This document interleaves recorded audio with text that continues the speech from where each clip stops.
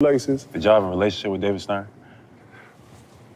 We had a relationship with David Stern, but David Stern was a different type of animal. For sure. He was a different type of. He's not as laid back as. He wasn't Silver. as open as Adam. Silver's a little more laid back. He tried to be on the low, but.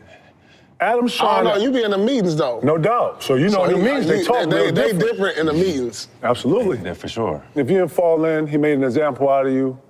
He sold the league. He built the league. He grew the league. You know what I'm saying? So so his vision of his vision of how he wanted to sell the league was what it was about. So if you didn't fit that vision, and you didn't dress like this, if you didn't talk like this, if you weren't doing your interviews like this, or if you were saying this, he wasn't into the culture. He was not tapped into the culture to be in this. It didn't start off like that, even though that's what was running it. And then he had younger,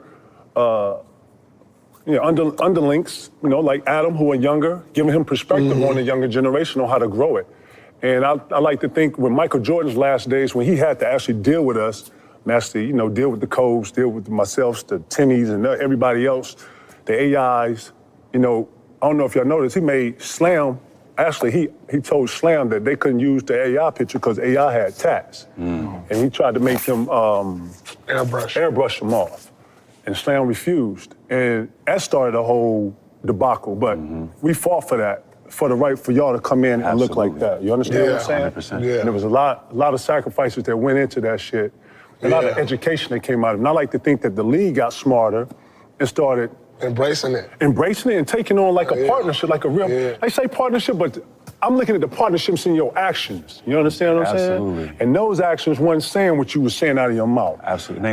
They love using that word too. Partnership. That partnership, but then the partnership come around with a body, and you like, whoa, what? What the fuck? What? For real. Hold on, what? And when they get in front of the camera, it's one thing, and then you get behind the doors, we're being talked to a whole nother way. It's like that because of the court of public opinion is what drives viewership, what drives revenue dollars. So perception. Perception. Fact. So that's why everybody is always trying to make sure optics is clear, and and that's a part of the game. But in reality, behind closed doors, it'd be different conversations going on. So we still got a long way to go in actually forming a true partnership within this league.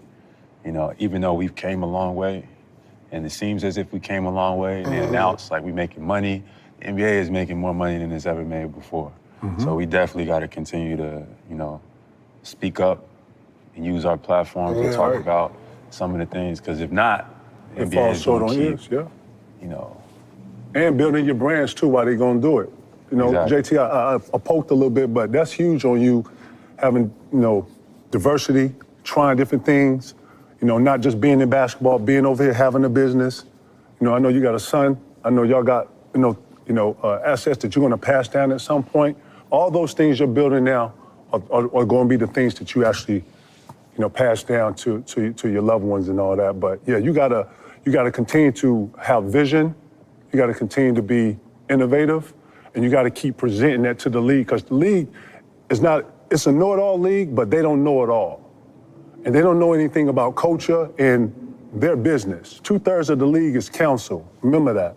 And I say that to say that they got more lawyers than anything. You know what I'm saying? They go through those contracts every year. They critiquing them. It's important that you have a vision for yourself and what you want for yourself in those contracts reflecting that vision. Remember that. Absolutely. Feel me? That's why I signed up for the union, because I got a vision for what the union could potentially be in terms of protecting our players and really including that culture that you're talking about, that is so important to us, because our labor force is what has built and constructed this league, and I don't want people to forget about that. Absolutely. So we need to be in those decisions, we need to be in those processes, because, at times we're not. And I think that's a part of the partnership that gets lost, that we built this league too. We should be a part of the decision making.